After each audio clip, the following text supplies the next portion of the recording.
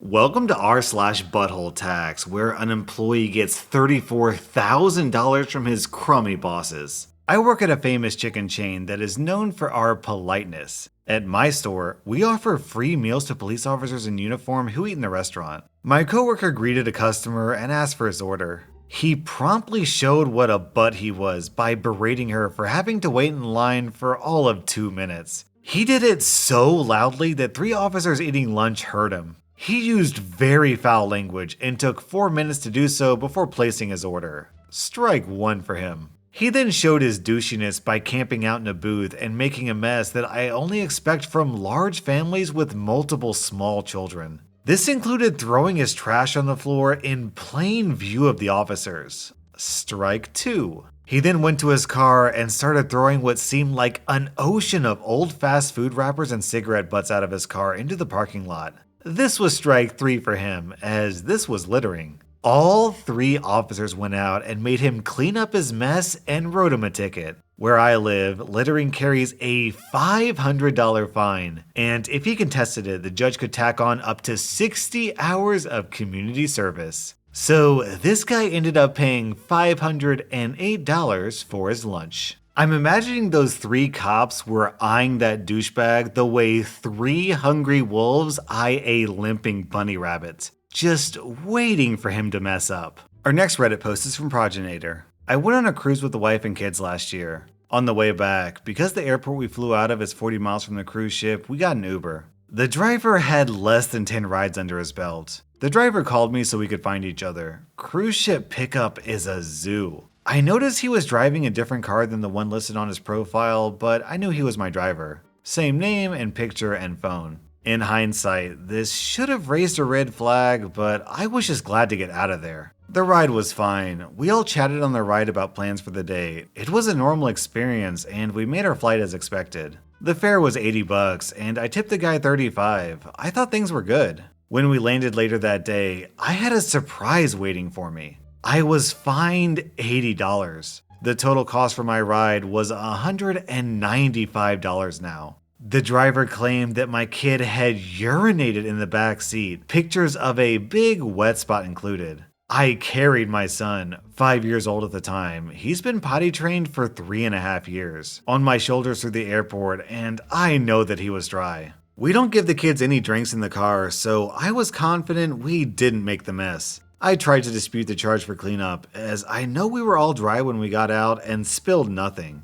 Uber responded that they had to believe the drivers and were closing my dispute. This is when I started looking through all the menus on the Uber app, trying to figure out a way to appeal this mess. And I found that you could report a problem with a ride. One of the issues you can report is the driver using a different car. I reported it, not expecting much. It just felt like I was pushing buttons. Next day, they refunded the cost of the ride, $80 plus $35 tip, because of the different car. I never had any more issues from them on this. Too long, didn't read. Uber driver lied about the mess, charged me an extra $80. I reported that he drove a different car than Uber listed. As a result, instead of paying $115 for the ride like I was totally happy with doing, I only paid the $80 cleanup fee. Our next Reddit post is from a Muckinwa. I own some rural, undeveloped acreage that we plan to build on someday. In the meantime, we would camp or drive out and spend the day target shooting. The property is well posted with no trespassing and no hunting signs.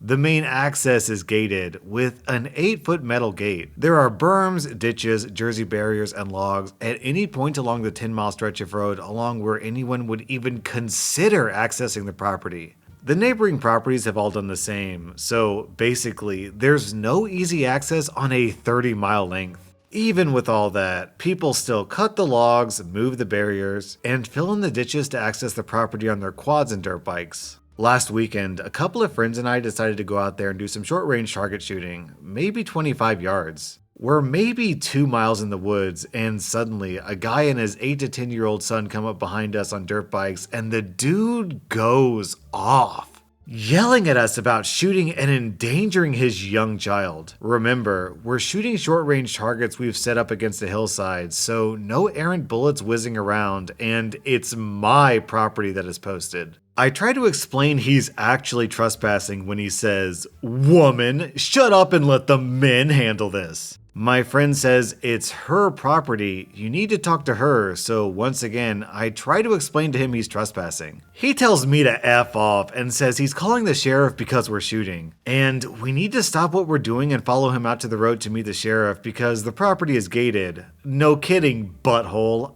I gated it. I said we wouldn't leave, but go ahead and call. So he walked away and called. While he did that, I also called and told the sheriff's department the gate was unlocked and they could drive in, or if they wanted, call me when they got close. They said it would be about an hour and they would come to the site. Now, we had probably a dozen rounds already loaded in 3 handguns, so we figured WTF.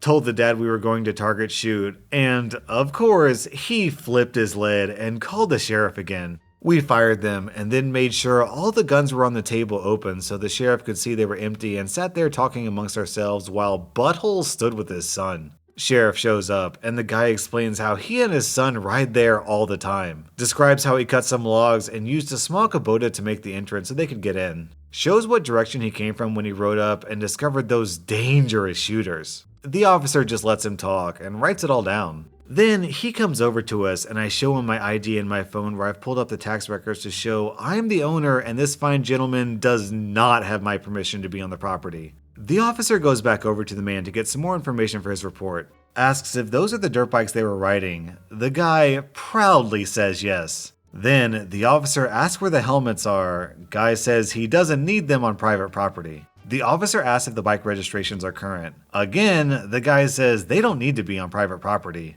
So the officer asks who owns the property, and that's when the guy realizes things are not going his way. So far, his butthole tax cost him a ticket for no helmet and a double amount ticket for the kid not wearing one. 2 tickets for unregistered bikes. 2 trespassing charges, a vandalism charge for the work he bragged about to access the property, and he had to push both bikes the 12 miles out to the road, then walk another 3 miles to his truck. Plus, whatever the cost is to repair the damage he did making the access and damages for the trail system he created. If he hadn't been a butthole, I would have just told him he couldn't ride there and blocked his access. As for our illegal shooting, the sheriff complimented me on my grouping, which was nice, lol. What kind of idiot trespasses in America, let's remember, and then cusses at people holding loaded firearms? This guy is actually a full-blown idiot. When I worked at Hy-Vee, a guy brought up the biggest dang zucchini I'd ever seen. I rang it up as a cucumber for 88 cents each. Are you an effing idiot? That's a zucchini, you effing moron. I apologize and switch it to a zucchini, which are by the pound, coming out to $7.42. And in case you're wondering, this guy's stupidity cost him an 850% markup. Our next Reddit post is from Not a Reasonable Person. A little introduction. I'm a web developer with CS and marketing degrees, and I was a CEO of a medium-large company for a good period in the early 2010s. These days, with money not a problem and my previous experience, I pick and choose my clients and provide strategic planning, growth advice, and sometimes even lead web dev projects. In early September, I was introduced by an acquaintance to a promising little software as a service company/startup. I did some research and was impressed with their work and product. Their problem was that for the past 1.5 years, they've been stuck. Same products, same growth, same employees. Everything was stagnant and the company was running out of time with their investors, and tension was coming through between the founders. It was still profitable, but it has plateaued and everyone was cranky and a bit tense. I thought it didn't offer good pay, but they seem like decent people. Plus, it's a good opportunity to meet some innovative people, and maybe, who knows, I invest in it myself. We first met in November where I introduced myself and jumped straight in. I didn't waste any effing time at all. I ran a 1-hour presentation I prepared with all my own research about what I think is wrong and needed to change. I pointed out flaws in the structure of their website, the structure of their organization, problems with marketing, flaws in SEO, hell, even security flaws. They were so impressed, they basically told me just tell us the number. This would seem like a perfect outcome of the introduction, but since I've been in this exact situation before and dealt with people like that before, unofficial, tell us the number messiah type people, an alarm rang in my brain. I took the initiative and asked for a 3-month trial period only. I also told them I will not be doing any type of work, answering any calls related to work, or offering any advice before we document our agreement with a legally binding contract. I don't think they like that. After a couple of weeks of trying to act like the contract thing didn't exist, second alarm bell, they finally provided a minimal contract after I explicitly asked what happened regarding the contract. It was obviously written on the same day by one of the founders, third alarm bell, but hey, it says what I wanted it to say, so whatever. I signed the contract and we got to work. I go full in, and I mean that. I really like their project. I laid out a 3-month plan with each month clearly laid out in detail. And I explained that unless month 1 was done, we cannot move on to month 2 and 3 because each month's plan depends on the previous. For example, they didn't even have in their CRM a way to track the effectiveness of sales employees or marketing campaigns. Even their goddamn Google campaigns didn't have conversion trackings. So how in the hell can we start a webinar marketing campaign if you don't know how much income it made after the spend? You know, you can't just skip month 1. You probably expect what happened now. I deliver the plan, tell them I'm available for questions and help, and go back home, about 600 miles away. I show up a month later. We agree to meet physically once a month, and literally just the most basic stuff was done. They hadn't sent many emails, and I asked 3 to 4 times during this month about how work was progressing, and I was assured it's going swimmingly fast. When I see that, having wasted an entire day of driving, I go ballistic. I tell them in no uncertain terms that they need to get their stuff together if they want everyone here to still have a job in 4 to 5 months when the investor finally gets bored with their incompetence and goes home. Now, since this obviously means our 3-month plan will not be finished in 3 months, I told them, out of good faith, and not to be a burden on the same system I'm trying to make more efficient, that I will not be requiring any payment for December, even though I'm still available with all my resources for their use, even visit them if required. This also means that the 3-month trial will be evaluated in February instead of January. This time, having learned what type of people I'm dealing with, I asked for permission to be directly responsible for implementation of the changes. This means direct authority over devs and designers. Permission granted. We start good work for about 2 weeks before devs suddenly start replying on WhatsApp. I call the founders and they literally tell me, listen, some of the stuff you ask is just a waste of time for our devs. We do things because of your CV, but we're not sure it needs to be done. At this point, I started to zoom out and think if this is really worth it. They're clearly not going anywhere with this type of mentality.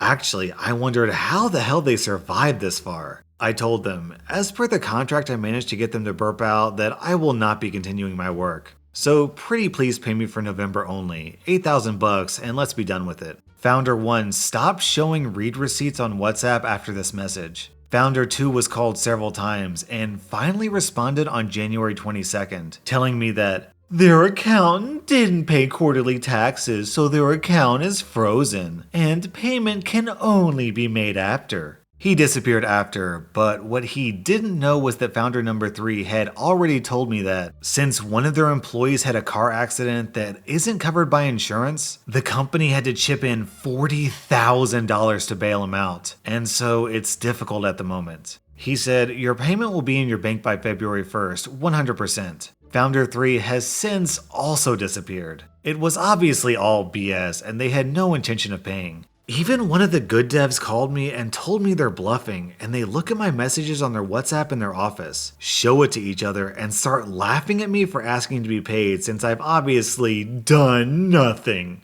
Anyway, since I was assured that the payment would be paid by the 1st of February and the calls recorded, I stopped contacting because it was obvious that I'm going to sue and win. This is quite a predictable post, isn't it? You know what happens on February 1st and 2nd and 3rd? Nothing. Nothing happened. So, you guessed it, I sued. What I didn't expect myself is that my lawyer is quite the Redditor. He told me, are you stupid or what, you daft prick? He happens to be my friend as well. What? I asked. Why on earth are you suing for $8,000 only? Don't you want to make them pay the butthole tax? Sure thing, buddy. So, we sued for $8,000 for November, $8,000 for December, $4,645 for the partial part of January, late fees, legal costs, compensation fees, and hurt feelings. Don't know how to translate this one, but trust me, it's a real law. The suckers called me within 15 minutes of delivering the letter, after not replying for a month. They begged me to accept $8,000 and told me it was just a money problem at the company. I asked him to speak to my lawyer only, since I don't want to say anything stupid. He takes no flack from anyone, and told them to just get a lawyer and see you in small claims court. They continued their douchebaggery by not actually showing up to court. Judge ordered them to pay $34,145, which I now have half in my account and the other half in a golden check. I don't know how it's called in the USA, but this never bounces as long as you cash it on the specified time. What's most satisfying is that since the last time we spoke on January 22nd, I haven't heard a single thing from them. Not a whisper. So not only did I get my money, I didn't have to see or deal with these buttholes again. Dude, you got paid 3 months' salary for only doing 1 month's work? You gotta give me the name of your lawyer. That was r/butthole-tax, and if you like this video, then let me know by hitting that like button because it really helps my channel grow on YouTube.